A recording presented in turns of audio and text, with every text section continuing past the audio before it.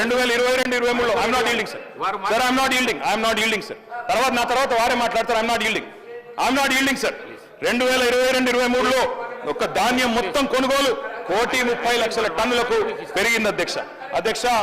కళ్ళం నిండా ధాన్యం వచ్చింది, కళ్ళ నిండా ధైర్యం వచ్చింది. ఎటు చూసినా తెలంగాణలో పచ్చని పొలాలు, పంట రాసులు కనబడతా ఉన్నాయి. పంజాబ్ను హర్యానాను తలదన్నే విధంగా దేశానికే ధాన్య భాండాగారంగా మార్చింది తెలంగాణను ఖచ్చితంగా కేసీఆర్ ప్రభుత్వమే. ఈ విషయంలో ఎవరికి కూడా అనుమానాలు అవసరం లేదు అధ్యక్ష. ఈ రోజు ఒకనాడు వలసలు ఇక్కడి నుంచి పోయేవాళ్ళు అధ్యక్ష, తెలంగాణ నుంచి రైతులు. కానీ ఇవాళ మన తెలంగాణకు వలసలు వస్తా ఉన్నారు అధ్యక్ష.